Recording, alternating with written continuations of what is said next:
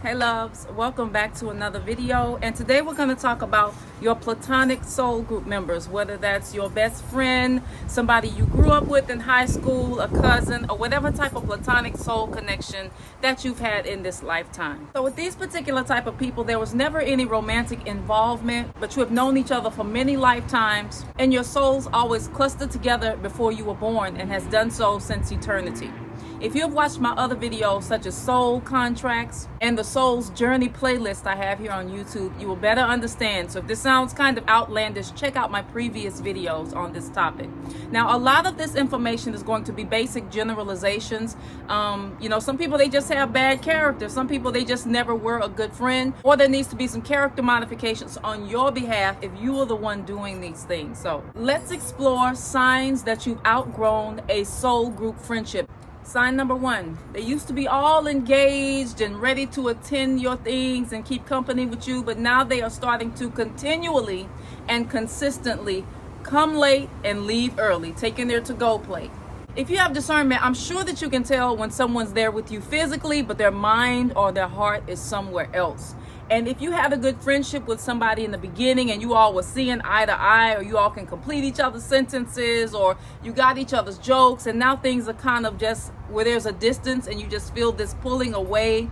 If they procrastinate getting to you and try to hurry up and expedite getting away from you, then that's a sign that one of you all is growing apart, or at least there are some issues that need to be ironed out. Most likely soul lesson and karmic lesson issues to be ironed out. Number 2, they stop inviting you to events and to their house and to places like that, but you always see them on social media out with other people. Even if they tell you, hey, I don't know if I'm going to go to the event tonight, I don't feel that good. And then you turn around and you see on their story, they've been out partying and doing things such as that. And they didn't even keep you in mind, or maybe they came up with the excuse, oh, I thought you were busy, or I didn't think you'd be interested. And it's a consistent thing. 9 times out of 10, either there's a character issue, an issue with you, or you all are just growing apart. They're just not that into you as a friend platonically anymore. Or maybe they feel like they can't take you to certain places, but in other settings they find that you would fit better. Like they may want to go bowling with you, fishing, or maybe you all can go to a spiritual retreat, but maybe they don't feel comfortable taking you to a party or a nightclub or a carnival or something such as that. Number 3, they only act polite and fake interested in what you're talking about. You know what I mean. You've probably done it to people before too. When people are talking and they're like, yeah, oh, girl, I can't believe that. Oh my goodness, what? And the whole time, all they're hearing in their mind is wonk, wonk, wonk, wonk, blah, blah, blah, blah, blah. And it just seems so mechanical, and their responses are always the same.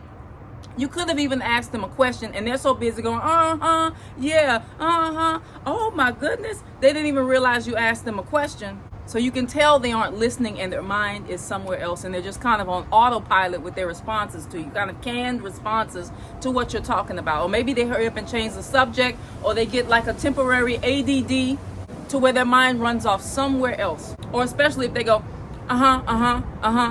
it's like they want you to hurry up and get to the point, or either finish the topic because they want to go on to something else.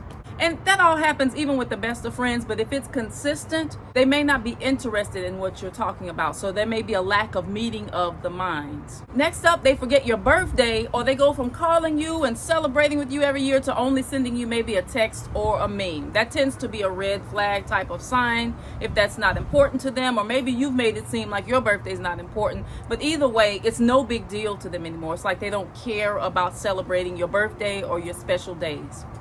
Number 5, which is similar to the birthday call, you went from talking on the phone from 10 p.m. to 6 a.m. in the morning, maybe in high school or whatever it was, college, and now you all don't even talk on the phone at all. Everything is text, just straight to the point, who, what, when, where, why, how are you doing, how's your mom, point blank, and that's it. There's not a lot of conversations. Not saying you're going to be on the phone with that person all night, especially if you're over the age of 30 years old, but there's no time for just chatting and conversations. Or when you get together and you have wonderful conversations, then you're pretty much in the clear. But if they do the fake interested in your conversation thing, like point number 3, and all they do is text and never call, that's a sign that there's once again a lack of the meeting of minds, and that you've most likely outgrown one another in that particular phase of your life.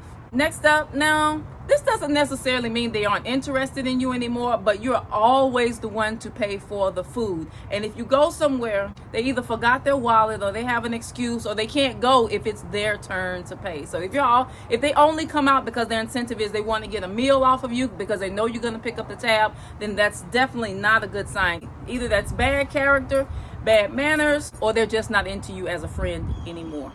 Going back to the birthday point, either you're always the one giving them gifts, whether it's birthdays, holidays, or just because, and they never reciprocate in kind, naturally because they want to, not out of obligation, or when they do, it's just kind of some kind of thoughtless thrown together Dollar Tree thing. So let me give you an example, because just because it comes from Dollar Tree or it's inexpensive doesn't mean it didn't come from the heart. What I mean is, at first this person kept certain things in mind. They know what you like. Maybe they know that you like to bowl, so they get you maybe some kind of gift that deals with bowling, or gag gifts. Or they know you like makeup, so they get you something related to makeup. Or they know you're all about a special cause, or you belong to a special organization or sorority, so they get you gifts based on that. It's based on your personality, your likes, and it's well thought out, rather than just throwing together a used gift bag that they already had where they just put some Dollar Tree socks in it. You get what I'm saying?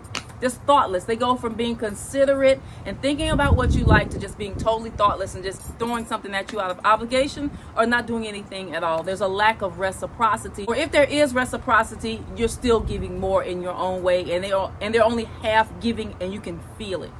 It's the thought that counts, and their thoughts tend to be half thought out or half-hearted.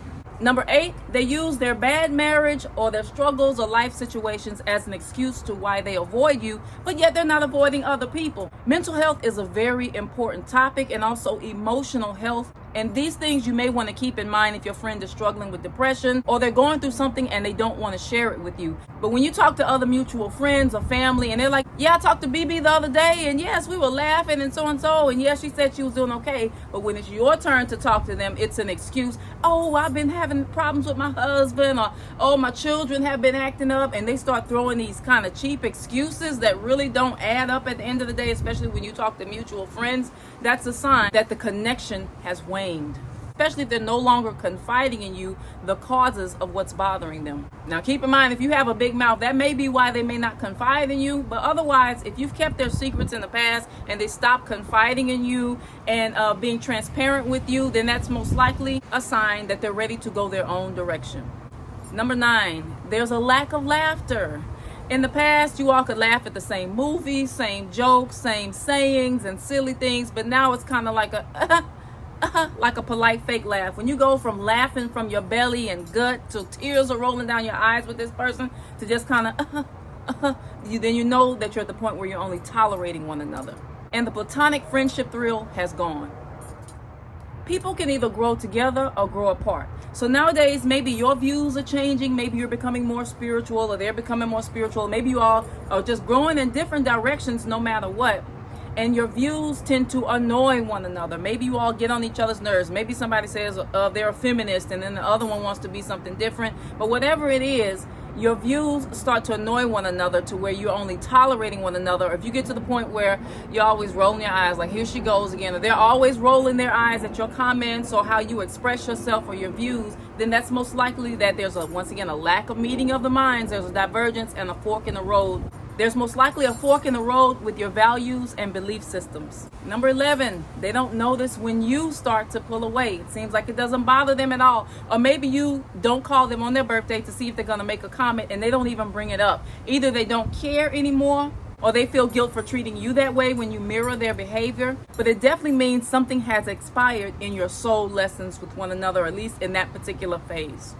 Next up, you have a sneaking suspicion you're being avoided, or they keep it really short with you. Once again, that goes back to calling, texting, and there's always excuses to why they can't do this, why they can't do that. You know, maybe they're going through a phase where they really are busy. Maybe they're working. Maybe they have a child. Maybe they just got married. So that will kind of shift the energy. Doesn't mean that their love and care isn't there, but if you're not feeling that and everything else feels kind of strange and it's not adding up and it's not syncing right in your gut instinct, then you may want to respect that they just want some space from you at that time. Next up, their only incentive to come around you is if mutual friends that they still like are gonna be there. Like, say for instance, you invite them somewhere. I don't know if I'm gonna go to the event this weekend. I have some work to do. I need to catch up. And he said, oh, okay, that's fine. Just let me know. Sherry's gonna be there.